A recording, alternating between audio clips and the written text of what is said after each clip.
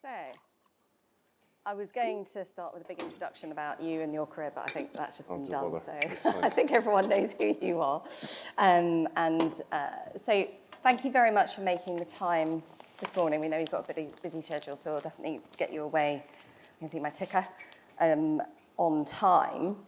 And I think the theme of today on the international conference, which we've happily sponsored for a while now, has really come to the fore more recently with, I described it earlier as a sort of international maelstrom that we find ourselves in from a geopolitical perspective and international trade perspective. And I think today, some of the themes that have been coming out around how can the UK continue to be an international financial centre leading and also to sort of progress and what's our next steps in terms of responding to those challenges and also seeing opportunities. I think there's a danger sometimes it's a bit doom and gloom, but actually I'm hearing recurring messages in the room around the opportunities that we have and how well placed the UK is. So I think where we think about that, hopefully the questions and some of the discussion we'll have this morning will accidentally hit on those themes and reinforce them or maybe challenge them slightly. So if it's okay, I'll just kick off with some questions. Back on. Okay.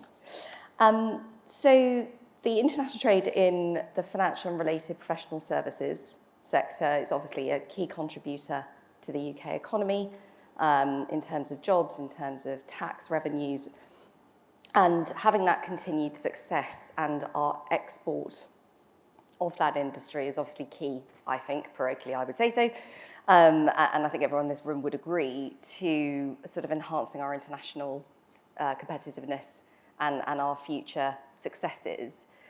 What steps is the government taking to enhance our partnerships with major markets, both traditional and emerging around the world?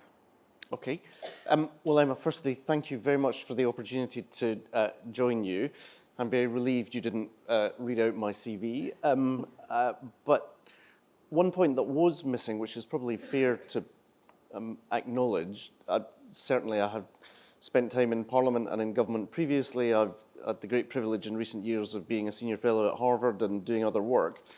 But actually, the bulk of a lot of what I spent my time doing in the last 9 years, since the public in their wisdom decided I should become a private citizen back in 2015 in Scotland, was actually in what the ONS would call other business services. So I had an office round the corner. I worked with Pinsent Masons, I worked with TPG, I worked with EY. So whether it was business services and consulting, whether it was corporate law, or indeed whether it was private equity, I've had an extraordinary privilege of a 9-year sabbatical from politics, and every day I am bringing domain knowledge that I gained back into the work that I'm doing in government.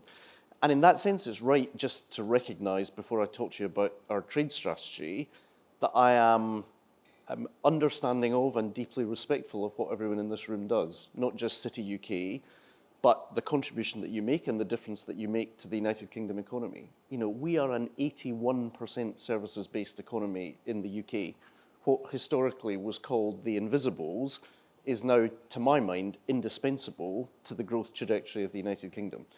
And one of the reasons that I decided to make the financially irrational decision to step back into public service was I've worked in almost 80 countries around the world now, and the frequency with which I would hear, listen, we really like the United Kingdom, we thought you were a serious country, what's happened in the last few years really frustrated and depressed me and motivated me to think we can and we must be better. And in that sense, I'm hugely privileged to be able to try and make that contribution to the Department of Business and Trade. In terms of our approach to trade strategy, one of the paradoxes of post-Brexit Britain was that no one published a trade strategy for the last 8 years. If you like, there was profound disruption in our trading relationship with Europe, but there was no North Star by which it was clear as a country we were seeking to navigate. So we made a commitment that we would publish a trade strategy that we're about to publish in the coming weeks. How do we think about that? Firstly, the foundation of the United Kingdom's offer is political stability. Arguably, we're going to be the most politically stable of the G7 economies in the coming years. And just given the cavalcade of chaos that British politics involved in recent years, we're all having to readjust psychologically to having a stable government pointing in the same direction, thinking in terms of a number of years rather than a number of weeks, months, or days, as was sometimes the case with our predecessors. Now, political stability doesn't guarantee economic stability and growth, but it certainly helps. So on that foundation of economic stability, we want the UK to secure really strong place competitiveness, and the city and related financial services has a huge contribution to make there too. So if you like, we are working both, and I'm sure we'll come on to this, to reset and rebuild our relationship with the European Union. That represents about 46% of the UK's trade, while at the same time, as is in every newspaper across the UK at the moment, we're seeking to establish and deepen our trading relationships with the United States. That represents about 18% of our bilateral trade. So in that sense, we are twin tracking, resetting with Europe, rebuilding and strengthening the work that's underway with the United States, and at the same time looking at growth opportunities in growth markets. One of my other roles over the last 9 years was teaching for a number of years in Abu Dhabi for New York University. I mean, the Gulf is an extraordinary growth pole at the moment. And in that sense, it's no coincidence that we are working hard with the GCC to try and secure a trade agreement with the GCC. I've been regularly in the Gulf since I've been appointed. I was in Hong Kong last week, China, traveling extensively, signaling and sending out a message that the UK is back and the UK is open for business. We have a responsibility in government to be communicating that message, but respectfully, we're relying on everybody in this room to be carrying that, what I think is a very strong message for the UK as well. Yeah, and it's interesting. I mean, I think we're definitely going to come back to the sort of international piece. Just taking a step back for a moment around the strategies that we should be looking forward to post-consultation. Yep. Could you just tell us a bit about kind of the key initiatives we should be expecting to see, and then, again, parochially, how that sort of aligns with the sort of growth of our collective industry in this room? Sure. So what our predecessors did after Brexit was to assert that the best metric of trade policy was how many free trade agreements do you sign. And that reflected a determination to say, listen, we haven't really lost anything by leaving the EU single market. And so they actually had a goal, I think, of 80% global coverage in terms of free trade agreements. One of the insights of the trade strategy is that there is a much broader toolkit of instruments that you can use to accelerate and develop trade than a classic free trade agreement. So where we can, there are particular agreements, for example, India and the Gulf, which we're looking at taking forward and making rapid progress on. But if you look at the character of modern trade and the fact that we are a services superpower in the United Kingdom, we're the second largest exporter of services, second only to the United States, then a lot of the real barriers that inhibit services growth has absolutely nothing to do with tariffs and a great deal to do with barriers beyond the border. So what do we do in terms of mutual recognition of professional qualifications?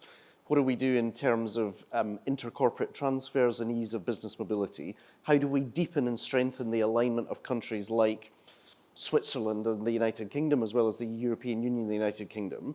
And if you like, how do we leverage the very significant advantages that we still have, not just common law here or civil law in Scotland, not just time zone, not just the use of the English language, but decades, centuries of agglomerated expertise here within the City of London that we need to be harnessing effectively. So in that sense, I think one of the challenges that I encountered coming into office in July was a department that had been, to my mind, in the minister's view, in hoc to a post-imperial delusion about Britain's role post-Brexit. So if you think of what were the underpinning assumptions, that if you like, in a post-Brexit world, the major trading blocs would be taking barriers down, not putting barriers up.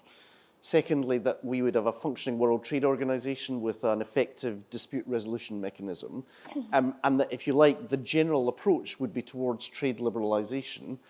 None of those preconditions actually are the world that we're living in now, where we're seeing unprecedented turbulence in the global trading environment, and if you like, the risk of a much more regionalized, much more protectionist world. So A, there is a strategic strength in our focus on services because it's not touched by all of the arguments about tariffs. But secondly, we need and will release a trade strategy driven by data and not by delusion. Where are the growth opportunities for the UK? What are the key growth driving sectors of the United Kingdom? It is no coincidence quite how prominently financial services sits within not just the trade strategy thinking, but the industrial strategy into which that trade strategy will dock. We recognise and appreciate that we have a capacity to focus on a limited number of genuinely globally competitive wealth-generating sectors in the UK economy, and undoubtedly financial services makes that cut. Okay.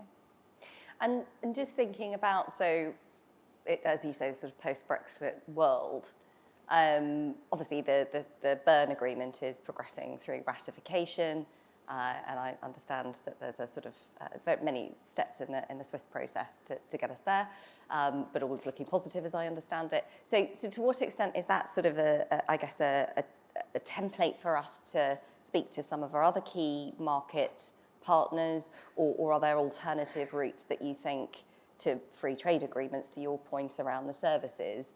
And then I guess if I could sort of sneakily conflate that with another question, is around the sort of, obviously we've got the 19th of May, the summit coming up, and whether, how we think that, one of our big trading partners, do we think that's going to be an opportunity for some sort of the key asks from the industry, like market access, to come up?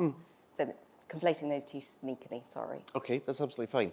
So first on the Berne Agreement, I would like to thank you in terms of not just the work that City UK as a body did, but many City UK members in terms of supporting us, teaching us and informing the UK government in our approach towards that agreement. If you basically try and run a database trade policy and you look at where there is a natural alignment of economic, not just compatibility, but relative strengths, then it's obvious that we should be working closely with the Swiss. And so not only with the Berne Agreement, but also the ongoing work that we have in relation to deepening that trade corridor with Switzerland is one of our significant opportunities. We've got implementation challenges that we're keen to work with you to work our way through, but in that sense, that is indicative of that broader toolkit, whether it is digital trade agreements, whether it is looking more broadly at those non-tariff and beyond the border barriers. We're very keen to continue to work with you. In that regard, we've got the UK-EU summit taking place on the 19th of May. That reflects the extent to which we were determined on coming into office to rebuild and reset our relationship with our friends, partners and neighbours in the European Union. The English Channel is only 21 miles wide, and proximity and geography still matters in trade. It is not a coincidence that 3 of our 5 largest trading partners in the UK are still members of the European Union, and as I said, 46% of our trade is with the EU. So I would be quietly optimistic in terms of the package of measures that we will be able to develop. I was on the front bench with Nick Tomlin-Simmons just an hour ago in Cabinet Office questions, and he was talking about the work that he's leading and taking forward with Mike Ellum in the Cabinet Office on what that reset of relationship will look like.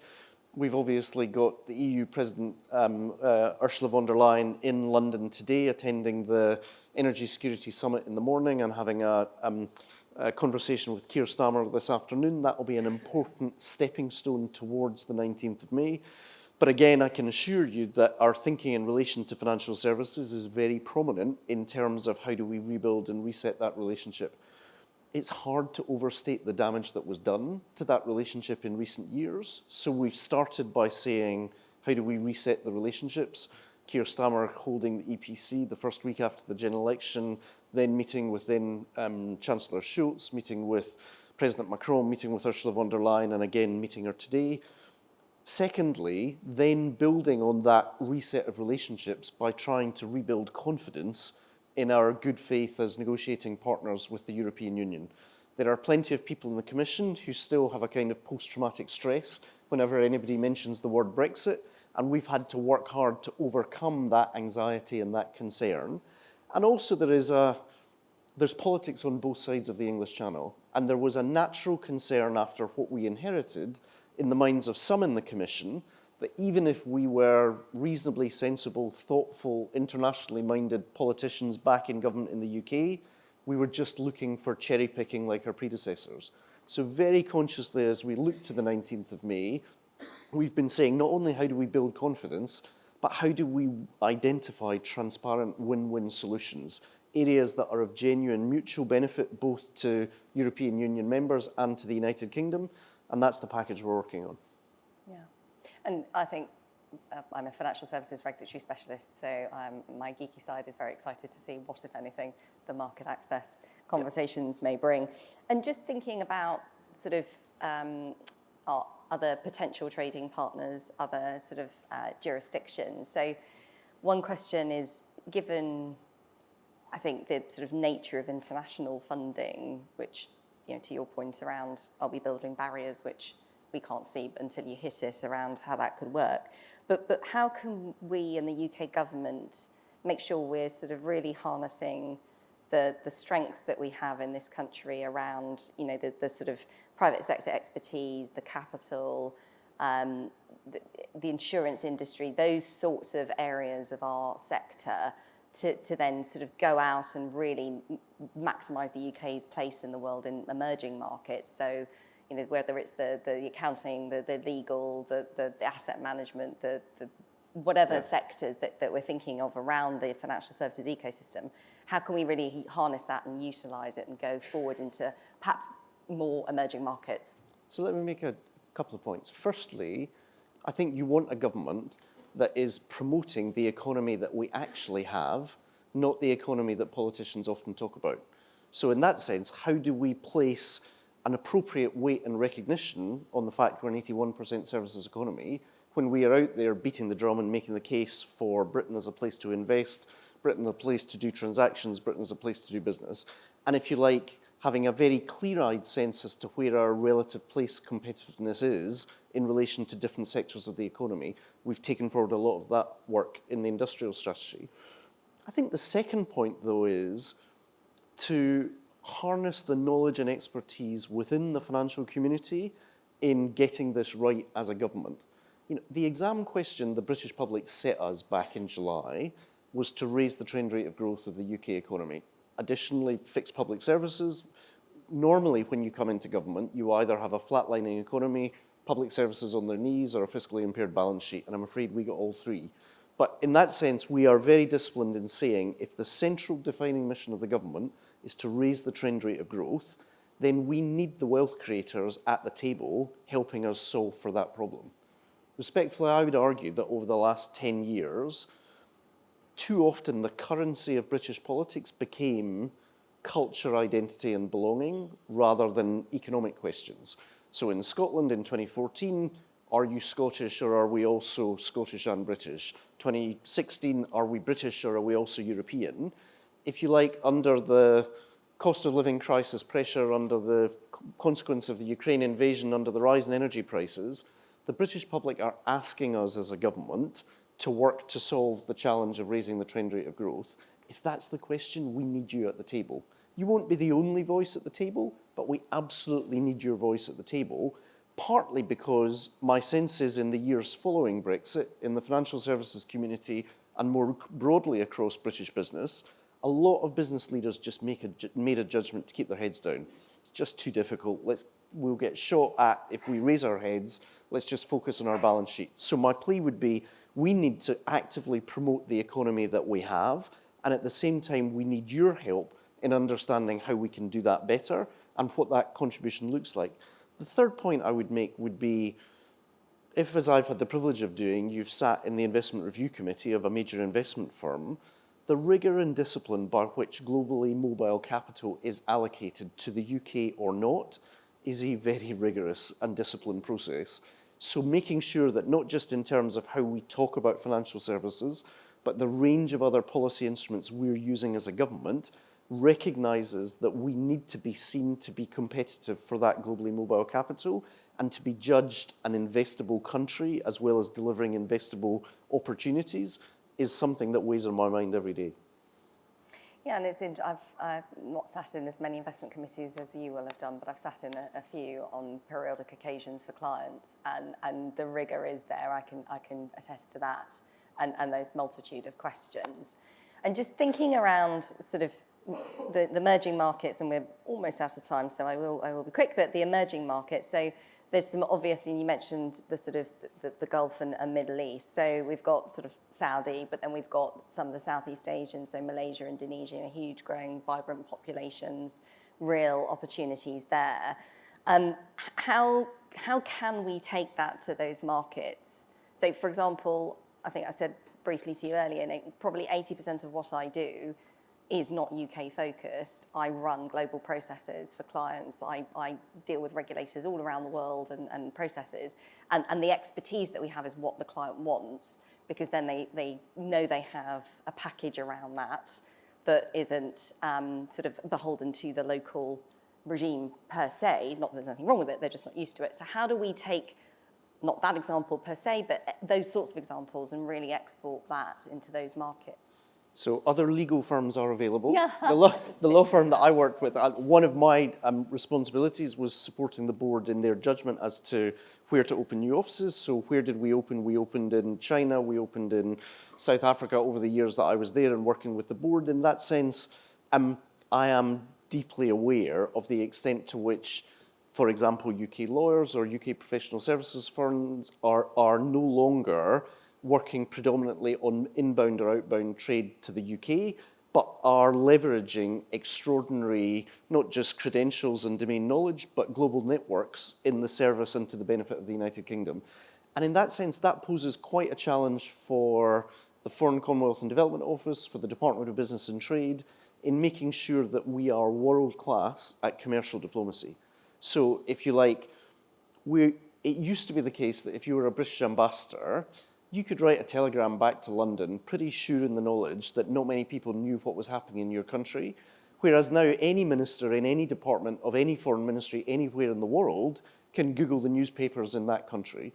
So I'm afraid it was predominantly men. Our man in Havana can no longer get away with simply writing interesting diptychs and going to cocktail parties. You know, we need not just the deep domain knowledge that really good diplomats bring, but also the on-the-ground presence that means they can concierge support and work with leading British firms in different markets. And we have a global network, we have really strong capabilities. I think we could and should be better at the commercial diplomacy that we do. But again, we need your help in knowing where could we do that better and how could we improve the offer to make sure that if you are doing, I don't know, a deal from China into East Africa, that British government can be of support and service in ensuring that you get the deal and not someone else. Well, thank you. I think we are over time, so but that's been really enlightening and encouraging from my perspective to hear all of the points that you've made. So thank you so much for giving up your time today. Can we thank the Minister for your time and the tradition? Thank you.